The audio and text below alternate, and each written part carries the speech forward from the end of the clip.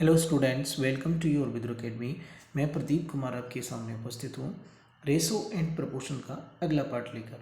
तो चलिए शुरुआत करते हैं आज का सेशन। आज का पहला प्रश्न है, यदि ए बी का 150% है, ए बी का 150%, 150% का मतलब होता है 3/2। तो बी से कंपैरिजन कर रहा है तो बी की वैल्यू कितनी है 2, तो ए की वैल्यू कितनी होगी 3। वहीं आगे देखिए, आगे क्या कह रहा है, बी सी का 40% है। 40% का मतलब होता है 2/5, तो 5 वैल्यू सी की होगी तो 2 बी की। तो देखिए यहाँ पर बी की वैल्यू 2 है और यहाँ पर भी बी की वैल्यू 2 है, तो हम ए बी और सी का रेशो निकाल सकते हैं इजीली। अगर बी की वैल्यू सेम नहीं होती तो हम क्या करते, बी की वैल्यू को पहले सेम करते। तो ए की वैल्यू कितनी है 3 और बी की वैल्यू कितनी है 2 और सी की वैल्यू कितनी है 5। क्लियर। अब ये देखो, ए बी और सी तीनों का योग कितना है 20। तो हम देखेंगे तो कितना है 5 और 2 7 और 3 10। ये 10 के बराबर कितना हो जाएगा 20 और एक बराबर कितना निकल के आएगा यहाँ से 2। तो यहाँ से हम ए बी और सी इनकी वैल्यू निकाल सकते हैं। 3 में 2 का गुणा कराएंगे 6, ए की वैल्यू निकल के आ जाएगी। 2 में 2 का गुणा कराएंगे 4, बी की वैल्यू, और सी की वैल्यू निकल के कितनी आ गई 5 दूनी 10। अब ये कह रहा है कि 2b + 3c - 4a का मान बताओ। तो इनके मान रख दीजिए। बी की वैल्यू कितनी है 4, तो 2b, तो 2 दूनी बी की वैल्यू कितनी है 4, तो 4 दूनी 8 हो जाएगा ये, प्लस 3c, सी की वैल्यू कितनी है 10, एक सी की वैल्यू 10 है तो 3c की कितनी हो जाएगी 30, माइनस, अब देखो एक ए की वैल्यू कितनी है 6, तो 4 ए की वैल्यू कितनी हो जाएगी 6 चौक 24, 24। इसे सॉल्व कर लीजिए। 30 में से 24 जाएगा, कितना बचेगा 6, 6 और 8 जोड़ देंगे कितना हो जाएगा 14। तो इस प्रश्न का सही जवाब होगा ऑप्शन बी। उम्मीद है क्लियर हो गया होगा। बढ़ते हैं अगले प्रश्न की ओर। अगला प्रश्न है, देखिए क्या है, 70,200 रुपये को ए बी सी के बीच इस तरह बांटा जाता है कि ए और बी + सी, इनका रेशो कितना हो जाएगा, इनको 4/5 प्राप्त होता है। तो ए का रेशो कितना बनेगा 4 और बी का बन जाएगा 5। वहीं देखो, यदि बी और ए + सी को बी रेशो ए + सी इनको बांटा जाता है तो किस तरीके से ये बांटा जाता है,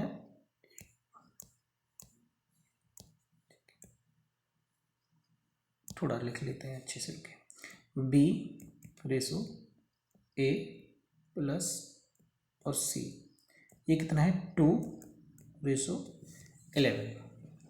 क्लियर। अच्छा, अब देखना यहाँ पर समझने वाली बात इसमें ये है कि पहला स्टेटमेंट ले लो या दूसरा स्टेटमेंट, दोनों ही स्टेटमेंट में 3 ही लोगों के बारे में बात कही गई है, ए बी सी 3 लोगों के बारे में। तो पहले स्टेटमेंट में कह रहा है कि ए बी सी को 9 रुपये मिलते हैं और दूसरे स्टेटमेंट में कह रहा है कि ए बी सी को कितने 13 रुपये मिलते हैं। ये तो गलत बात हो गई। जब 3 ही लोग हैं तो पैसा भी बराबर ही मिलना चाहिए, है ना। तो पैसा बराबर करने के लिए हम क्या करेंगे, यहाँ करा देंगे हम 13 से मल्टीप्लाई और यहाँ कितने से करा देंगे 9 से मल्टीप्लाई। इस 9 से यहाँ करा देंगे और इस 13 से इसमें करा देंगे। तो देखिए ये कितना हो जाएगा, यहाँ से हम ए बी और सी की रेशो निकाल लेंगे। तो देखो ए का कितना हो जाएगा 52, बी का कितना हो जाएगा, ये कितना है 2, 9 दूनी 18, ठीक है। और सी का कितना हो जाएगा, सी का देखो 13 निम्मा 170, टोटल तीनों की वैल्यू कितनी है 5 और 4 9, 13 निम्मा 170 हो गया, तीनों कितना है।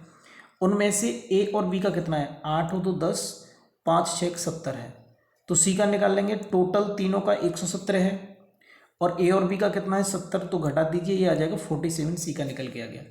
अब देखो इन तीनों को जोड़ लीजिए, ये कितना हो जाएगा 8 और 10, 10 और 7 17 और 4 5 9 और 1 10 11, यानी 117। हमारे अनुसार उन तीनों को 117 रुपये बांटे जाते हैं और प्रश्न के अनुसार कितने बांटे जाते हैं 70,200। जब यहाँ से एक की वैल्यू निकालेंगे ये इसके बट्टे में आ जाएंगे, ठीक है। उसके बाद में पूछ रहा है सी की वैल्यू बताओ कि सी को कितना मिलता है, मतलब सी का हिस्सा। तो इंटू क्या कर देंगे हम 47। देखो जब हम इसको सॉल्व करेंगे तो लास्ट में ये 2 जीरो हैं, ये 2 जीरो तो आने ही आने हैं। तो लास्ट में 2 जीरो एक ही ऑप्शन है, उसी में आ रहे हैं, ऑप्शन ए है ना। आप इसको ऐसे भी चेक कर सकते थे, 7 दूनी 14 कितना आएगा, लास्ट का अंक 4 आएगा। तो 7 में ऐसी कौन सी संख्या से मल्टीप्लाई करेंगे कि 4 आ जाए, तो वो 2 ही है, 2 में करेंगे तो 7 दूनी 14। तो यहाँ पर जो इसका आंसर निकल के आएगा 28,200, ऑप्शन ए। इस प्रकार के प्रश्नों को सॉल्व करने के लिए ऑप्शन की सहायता लेनी होती है, ठीक है। ऑप्शन से ये क्वेश्चन जल्दी हो जाते हैं। चलो बढ़ते हैं अगले प्रश्न की ओर। अगला प्रश्न है कि एक आदमी ने अपनी संपत्ति का बंटवारा किया ताकि उसके बेटे का हिस्सा और उसकी वाइफ के हिस्सा और उसकी वाइफ का हिस्सा और उसकी बेटी का हिस्सा, ये दोनों 5:2 में हैं। इसका मतलब उसके बेटे और वाइफ, इसको जो पैसा बांटा ये भी 5:2 में था, और वाइफ और बेटी को जो पैसा दिया गया ये भी 5:2 में था। तो क्या यहाँ से हम कैपिटल एन मेथड से डायरेक्ट B/W/D जो उसके बेटे, वाइफ और डॉटर हैं, इनका रेशो निकाल सकते हैं? बिल्कुल निकाल सकते हैं। 5 का 5 में मल्टीप्लाई करा दीजिए, अब कितना हो जाएगा 25, और 5 का 2 में करा दीजिए 10, और 2 का 2 में करा दीजिए 4। जैसे कि देखो A/B बराबर दिया होता था 3/4, ठीक है। कैपिटल एन मेथड क्या होता है, इसको डिटेल में समझने के लिए आप पहली वीडियो को देखिए। B/C बराबर दिया है 2/3। तो यहाँ से हम डायरेक्ट A/B और C की वैल्यू निकालते थे कैपिटल एन मेथड से। और भी मेथड बताए थे इसके, इससे जल्दी हो जाता है। तो ये हो जाएगा 3 दूनी 6, 4 दूनी 8 और 4 12, डायरेक्ट निकल आता है। तो देखेंगे इसको। अब यहाँ पर अगर हम हमारे हिसाब से देखेंगे तो ये देखो कितना हो जाएगा, 25 और 4 कितना हो जाएगा 29 और 10 39, यानी 39 रुपये बांटे जाते हैं हमारे अनुसार, ठीक है। अच्छा, लेकिन प्रश्न में तो कुछ और ही कह रहा है। प्रश्न में कह रहा है कि अगर बेटी को बेटे से 29,400 रुपये कम मिलते हैं, अच्छा बेटी को बेटे से 29,400 रुपये कम मिलते हैं, तो हमारे हिसाब से देखना बेटे को कितने मिल रहे हैं 25 और बेटी को मिल रहे हैं 21। तो हमारे हिसाब से अगर देखा जाए तो बेटी को बेटे से 21 रुपये कम मिल रहे हैं, तो इस 21 की वैल्यू कितने के बराबर हो जाएगी 29,400 के। तो जब यहाँ से 1 निकालोगे तो ये बट्टे में आ जाएगा 21, और इनटू क्या करना है, पूरी संपत्ति का मूल निकालना है। तो पूरी संपत्ति को आप जोड़ लीजिए, कितना हो जाएगा 25 और 10 35, 35 और 4 39 से मल्टीप्लाई करा लीजिए, ठीक है। तो देखिए एक चीज़ तो क्लियर है कि लास्ट में 2 जीरो आने हैं, ठीक है। तो लास्ट में 2 जीरो देखो, ऑप्शन बी नहीं हो सकता, ऑप्शन सी नहीं हो सकता, ऑप्शन ए या डी में से होगा। तो एक काम करते हैं, यहाँ से यूनिट डिजिट और यहाँ से इन दोनों का मल्टीप्लाई कराते हैं, 9 चौक 36, यानी कितना आ रहा है 6। तो इस एक में ऐसी संख्या से मल्टीप्लाई कराइए कि 6 आए, तो वो 6 ही है ना। अगर यहाँ 5 इसको माने हम सही ऑप्शन, तो 5 का 1 में गुणा कराएंगे तो 5 आएगा, और लेकिन आना चाहिए था 6। तो इसका सही ऑप्शन क्या होगा, ऑप्शन ए 54,600। मैंने क्या कहा, ऑप्शन की सहायता से सॉल्व करने होते हैं, पूरा सॉल्व नहीं करना होता। जब पूरा सॉल्व करने की ज़रूरत पड़ेगी तो करेंगे। चलो बढ़ते हैं अगले प्रश्न की ओर। अगला प्रश्न है, कोई व्यक्ति किसी निश्चित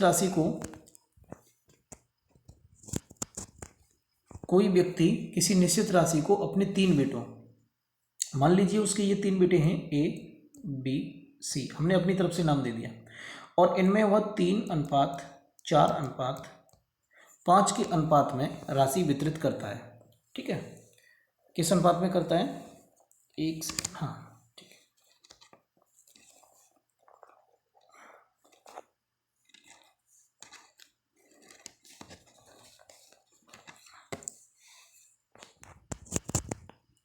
चलो 3:4:5 के अनुपात में राशि वितरित करता है।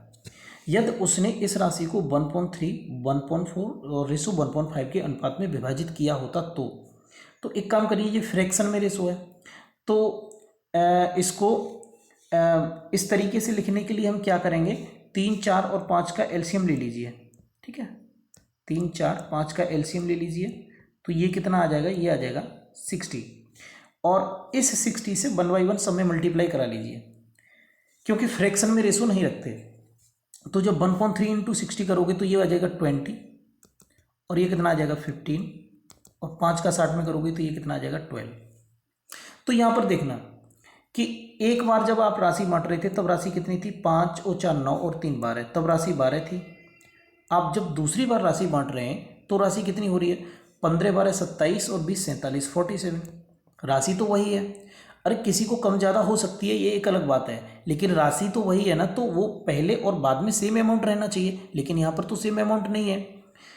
तो सबसे पहले जो हम करेंगे वो क्या करेंगे, सबसे पहले इसको सेम अमाउंट करेंगे। उसके लिए एक काम करिए, इस 47 से यहाँ मल्टीप्लाई करा दीजिए और इस 12 से यहाँ मल्टीप्लाई करा दीजिए, ठीक है। तो अब ये हो जाता है सेम अमाउंट।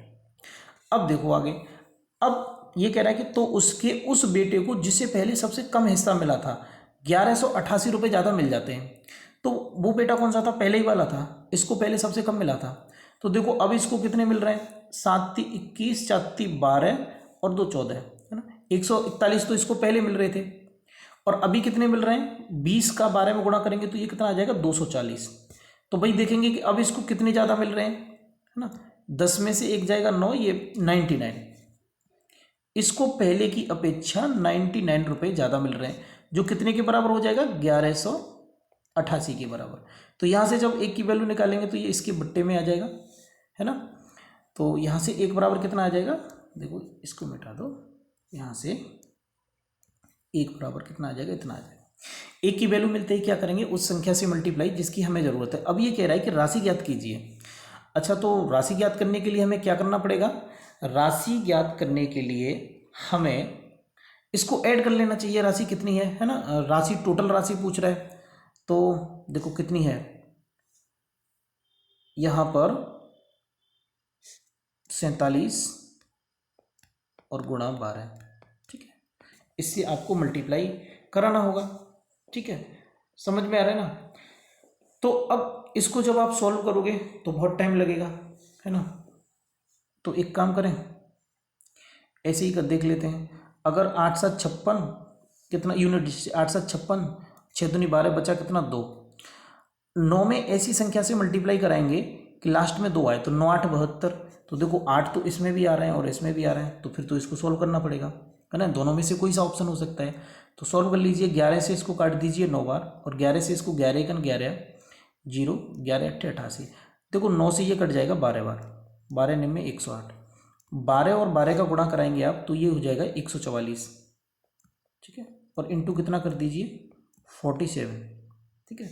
तो 144 में 47 का गुणा कराओगे आप तो ये कितना हो जाएगा, 4 × 16 14 56 और 1 57, 7 का करा दीजिए, 7 × 28, ठीक है, 14 7 98 और 2 कितने हो जाएंगे 100, ठीक है। तो ये 8 6 7 6, ये हो जाएगा इसका 6 7 6 8। Option D is correct. चलो बढ़ते हैं अगले प्रश्न की ओर। अगला प्रश्न है, कुछ राशि को ए बी और सी के बीच, किसके, ए बी और सी के बीच राशि कौन सी है, 9:8:6, इसको बांटा जाता है। लेकिन बाई मिस्टेक होता क्या है कि ये 1/9 रेशो 1/8 रेशो 1/6 के अनुपात में वितरित हो जाती है। तो एक बात बताओ, इसका एलसीएम ले लीजिए 9 8 और 6 का, ये कितना आ जाएगा 72। तो 1/9 का 72 में मल्टीप्लाई करेंगे तो ये कितना हो जाएगा 9 8 72, 8 9 72 और 12 6 72। राशि बांटनी थी इस अनुपात में 9 8 और 6 के अनुपात में, लेकिन बाई मिस्टेक वो 8:9:12 के अनुपात में बढ़ जाती है। इस वजह से होता क्या है कि बी को 1000 रुपये का नुकसान हो जाता है। तो एक बात बताओ, यहाँ पर समझना बात को, ठीक है। 9 8 17 17 और 6 23, यहाँ पर पहले कितने की बात कर रहे हो आप, 23 रुपये कह रहे हो कि इन तीनों लोगों के बीच में 23 रुपये बांटे जाते हैं। और बाद में कितने कह रहे हो आप, 12 9 21 और 8 29, बाद में कह रहे हो कि 29 बांटे जाते हैं। देखो भाई राशि वही है, हो सकता है किसी को कम ज़्यादा मिल जाए, ये एक अलग बात है, लेकिन राशि तो बराबर ही रहनी चाहिए ना, पहले भी और बाद में भी, है ना। तो क्या करना होगा हमको, राशि को बराबर करना होगा। राशि को बराबर करने के लिए यहाँ 29 से गुणा करा दीजिए और यहाँ कितने से करा दीजिए 23 से, ठीक है।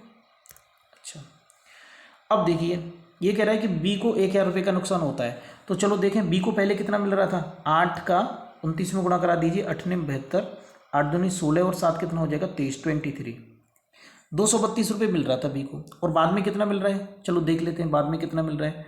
ये हो जाएगा 9 × 27, 9 दूनी 18 और 2 कितना हो जाएगा 20, 207। पहले 232 रुपये मिल रहे थे और इस गड़बड़ी की वजह से उसे 207 रुपये मिलते हैं। भाई इसको कितने रुपए का घाटा हो रहा है, 25 रुपये का घाटा हो रहा है। और 25 रुपये का घाटा हमारे अनुसार हो रहा है, लेकिन प्रश्न के अनुसार कह रहा है कि 1,000 रुपये का घाटा हो रहा है। तो ये 25 रुपये इस 1,000 के बराबर होंगे। यहाँ से एक बराबर कितना निकल के आ जाएगा 40। अब ये कह रहा है कि उस धन का पता लगाइए जिसका वितरण किया जाना है। तो देखो वो धन तो ये है 23 और इंटू कितना करना होगा 29। तो देखो लास्ट में तो एक जीरो आना है, उसके बाद में यूनिट डिजिट देख लीजिए, 9 × 27 और 7 × 28। तो ये सही हो जाएगा ऑप्शन डी 26,000, क्योंकि जीरो के बाद में 8 एक ही ऑप्शन में है, 26,680। चलो बढ़ते हैं अगले प्रश्न की ओर। अगला प्रश्न है ए और बी की मासिक आय का अनुपात। चलो दो लोगों के बारे में बात कर रहा है, इनकी इनकम का रेशो है 3:5। कितना है 3:5 है। अच्छा, और इनकी सेविंग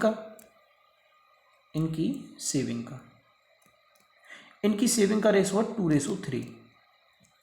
अब ये कह रहा है कि बी की आय, किसकी, बी की आय ये है, बी की आय और ए की बचत ये है, ठीक है।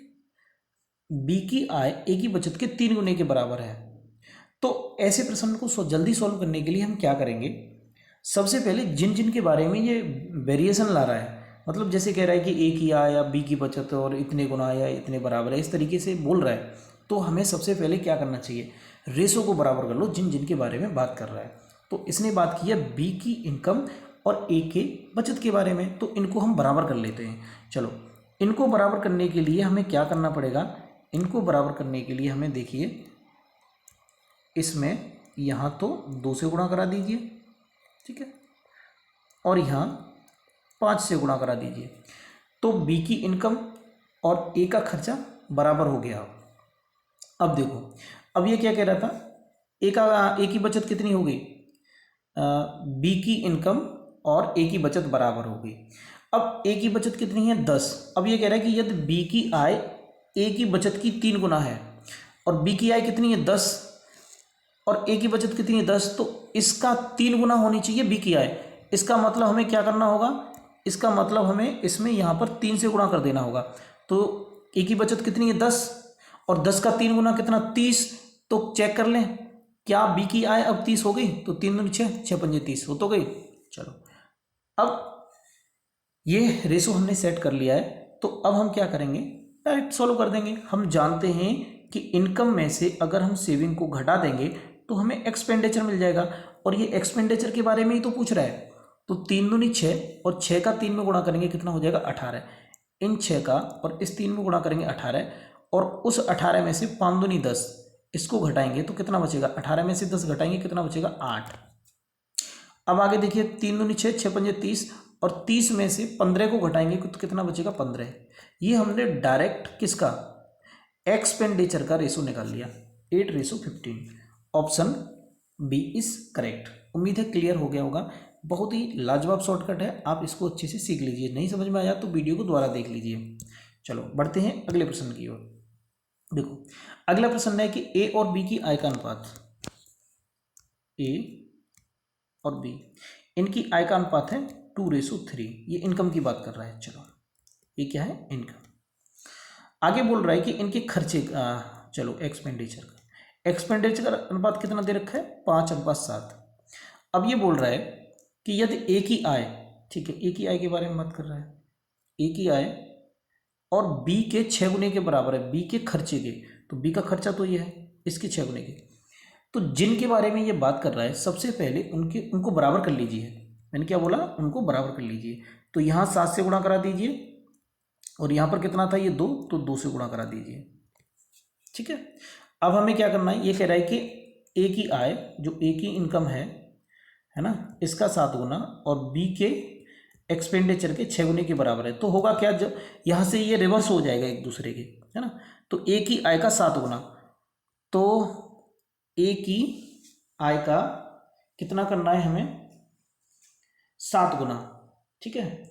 ए की आय का